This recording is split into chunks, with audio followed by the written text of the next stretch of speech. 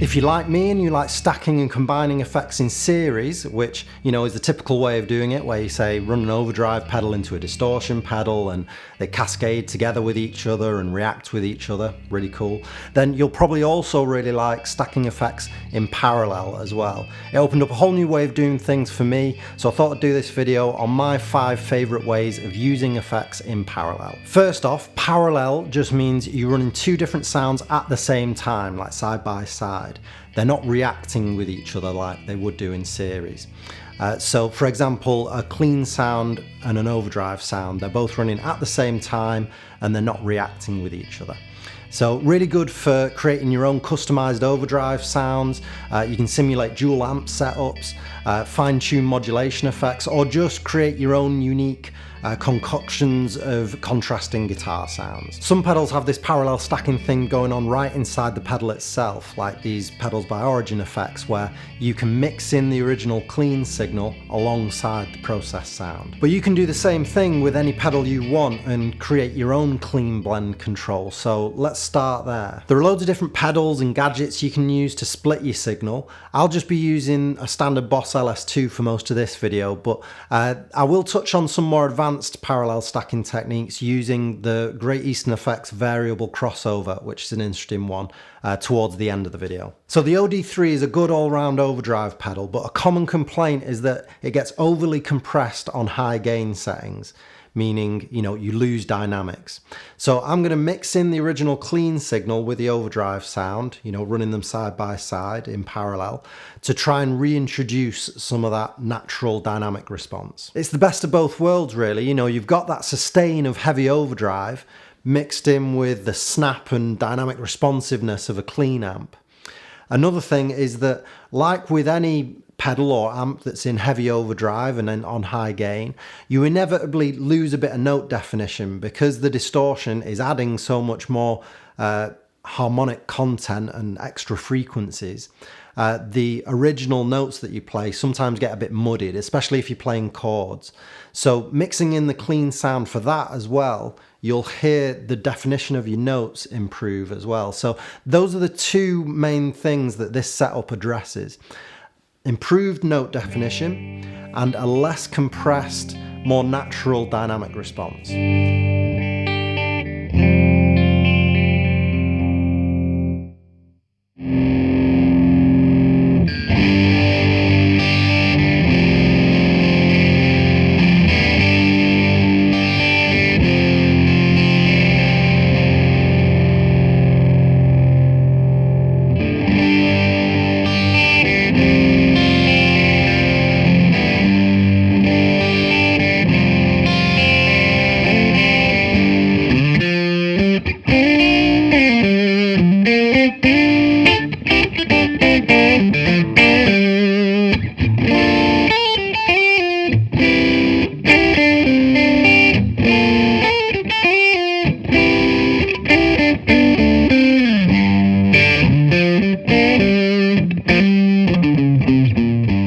Next, let's focus less on the contrast in the amount of drive and focus more on the contrast in EQ.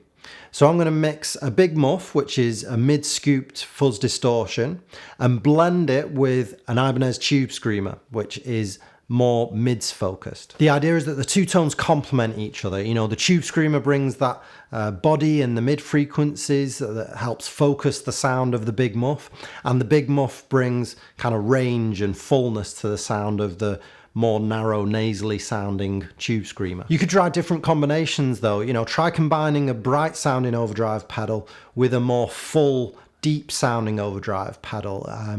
And also notice when you combine overdrives like this in parallel, that it doesn't really result in the overly distorted mush dynamics and wild feedback of when you stack pedals in series.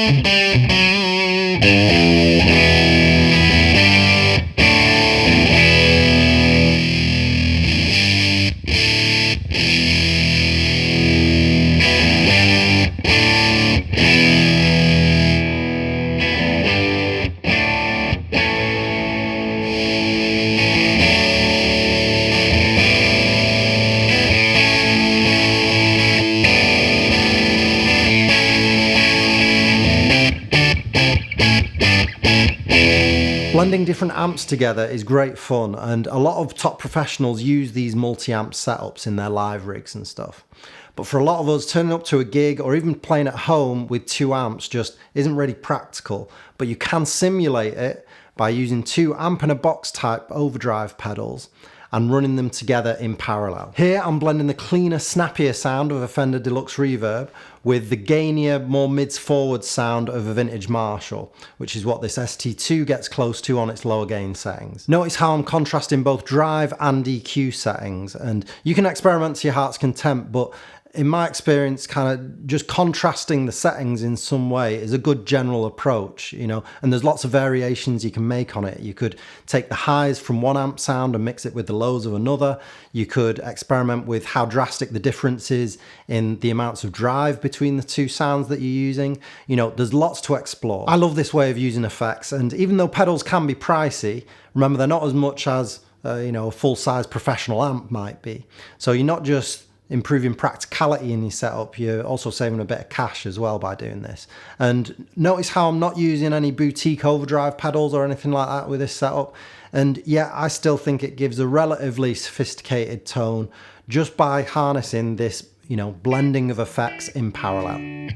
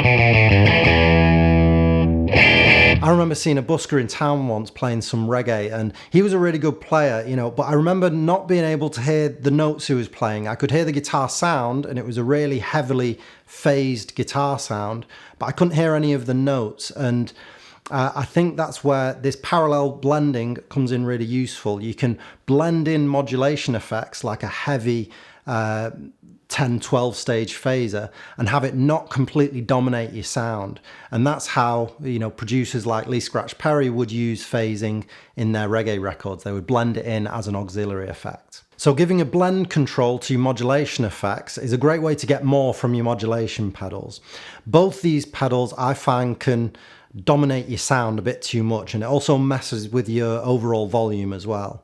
So blending them in parallel, like it would be done in a recording studio, is a great way to give them a subtlety that you can't really get from them otherwise.